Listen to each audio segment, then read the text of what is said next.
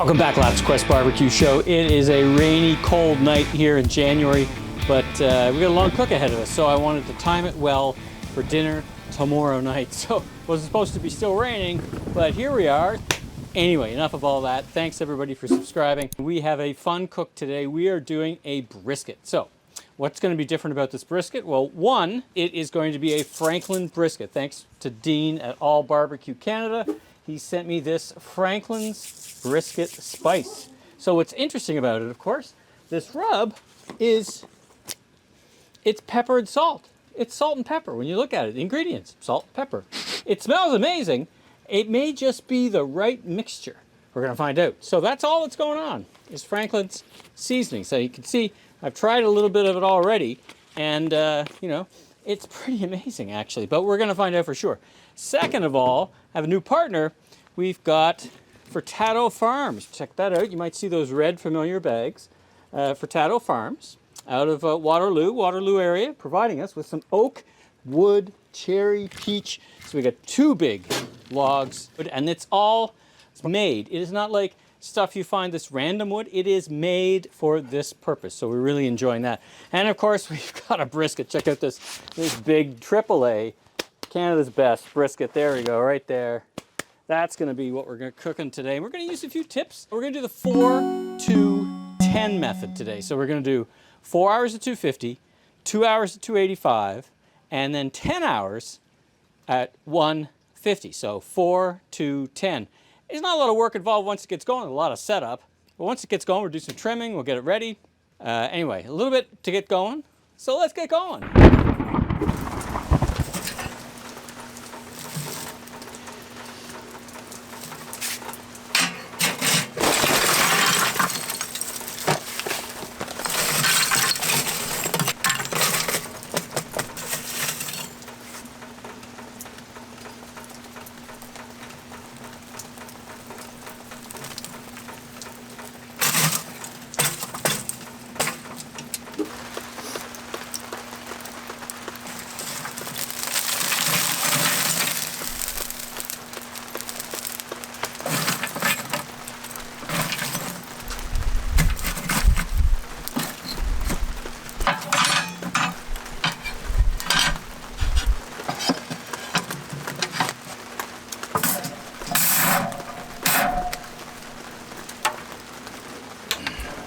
All right, let's get going. So first of all, let's open this puppy up.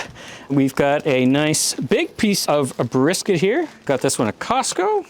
I'm gonna be cooking this on the Grilla Grills Komodo. And I picked up a tip from Smokin' Joe's Barbecue. When he was cooking his, he did it fat cap down to prevent kind of too much searing, even though you manage the heat, which is a really smart idea, not surprisingly from Joe. And of course, Joby and Joe shared that. So I'm not gonna take as much off of the fat cap as I ordinarily might, because it's gonna protect some of our cook. All right, what do we got? Let's do a little bit of trimming here. Obviously, we got the big mohawk. A nice piece, actually, so not too much work to do, at least here, but let's get going. And what I'm gonna do, I'm gonna be a little more judicious about the fat, and I'm gonna put that in a pot, and we're gonna render that down. And then what is not fat, i.e. what is some of the beef that gets cut off, I'll put that as scraps, and we won't render that down. I've made the mistake before of trying to rendering down the mixture, and it doesn't always work out so well. So first of all, we're gonna take this giant mohawk or handle. This is the great thing about briskets. They come with such a nice handle. So let's get this off right now. This will make some very nice tallow. There we go. Let's cut that in half, actually. I'm gonna make it easier to render in the pot. And we'll just put that in there, and we'll just go to work here. Get rid of the silver skin or the fat that's on top. Prepare your brisket for the process here. We've already got the wood going. As you've seen in the video, we've already started the Komodo Joe. I want that to settle in. I've learned that lesson pretty much the hard way. It's hard to rush it, right? So, you know, what you really want to do is get that started, get it at temperature, and let that moderate. I've got a couple of pieces of Furtado wood oak on it, so it's going to be 6 hours cooking there. Still want to get a good chunk of this off. You know, and I watch the Bearded Butchers, man. They make it all look so easy.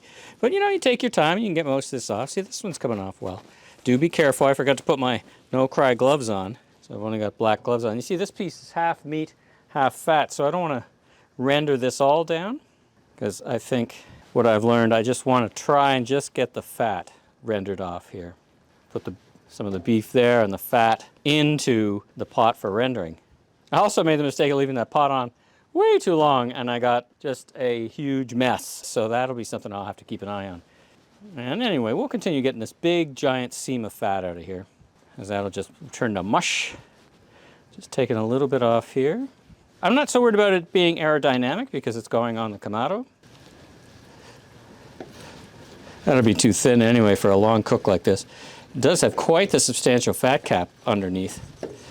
And Joe's actually done a very popular episode, Smokin' Joe, where he did almost none of this. He just cooked it right for the bag, pretty much on, which was super interesting. Now that's I like that a bit more, right? Look at that, that's a bit better. Lift it from the bottom, and that allows you to get under and get these pieces that are a little close to trim.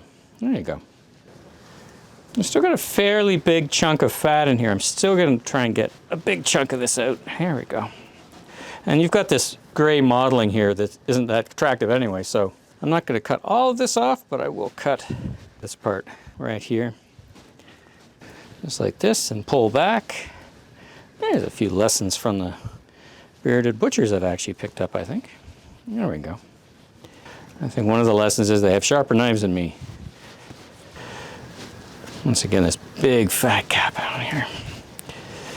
Let's cut off the fat part, and we'll put that in. There we go, that's garbage. That's a little bit of a weird cut, so let's fix that up a little bit. Just right here, I think.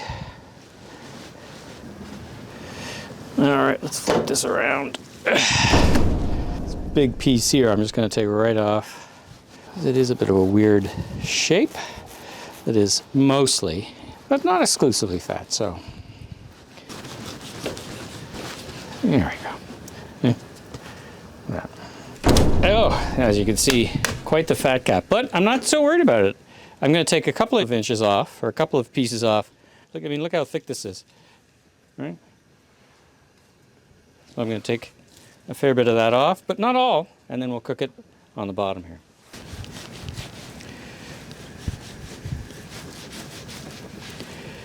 Getting a bit too much of the meat here, actually. A little bit, but not as much as you think. It is a big, thick fat cap. All right, so that's gonna take me a little while, so let's go back when I'm finished up. Well, all right, that was a bit of a marathon of cutting. As you can see, a lot of product came off of this. Maybe a bit here and there, a little bit too deep, but I've shaped it up. What I think is a nice shape. And you'll see on the bottom I've left some fat cap in the center because that's going to go down on the bottom and protect everything. So yeah, so done and done. And now let's get to the next step. Franklin's brisket spice. Check that out. That's from All Barbecue Canada. It smells amazing. Check that out. Wow. And let's get going.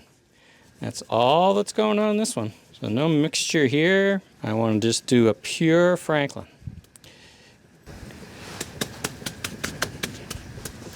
Pat that in, and then let's get the edges.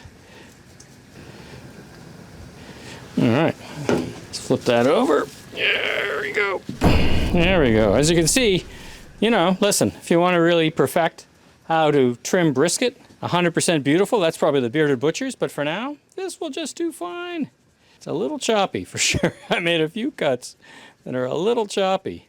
There's a lot of work, man. I need a sharper knife. That's what I need. But it's going to do a perfect job. This fat cap is going to go down and will protect. That might get a little crunchy, but that's okay. That'll wear its way down over the cook. And let's get this last edge here. It's finally stopped raining, so we can get going. All right, there we go. We've got our fat rendering down into tallow, so we'll just keep an eye on that. And then this is for the freezer. I think that'll be a good hamburger, actually. Let's get this onto the Komodo. All right, the Komodo has been warming up. It smells amazing. The aroma from the Furtado wood is just beautiful. The oak, as you saw, I put one in the center, one off to the side. The idea is the ones off to the side will catch a little later. Right now we got a nice aroma of smoke. I'm just gonna turn it down a little bit, close the vent down in the bottom. I want this down to about 250. And that'll be fine. So let's get this brisket onto, whew, that smoke. Once again, we're gonna put fat cap down. There we go. All right, see you in 4 hours. All right, we are 4 hours into the cook, 4 hours plus actually. Temperatures hovered around. I choked it off a little too much and it dropped, and then I came out and I brought it back up. So, managing it during the 4 hours. Right now it's dropped a little bit, so I've opened it up to a 3 because it's now down below 200. It just slipped down below 200. We were keeping it about 250, so I want to get it up to about 285. So I've opened this up to a 3, and I've opened it wide down there just to kind of get that temperature up. Let's take a look and see how we're doing so far. Looking good, looking good. Bark is a little loose, but we got a little pooling right here, but otherwise coming together nicely. All right, so another couple hours. We'll turn it up to 285. Might need a little bit more charcoal, actually, just to give it another lift, because I'm just looking at the temperature, and it's a little cool. It's not moving up, so I think I'm going to add a bit of charcoal, and we'll leave it for another couple hours, and then wrap and into Crown Verity for the next 10 hours right after that, so we'll bring you right back.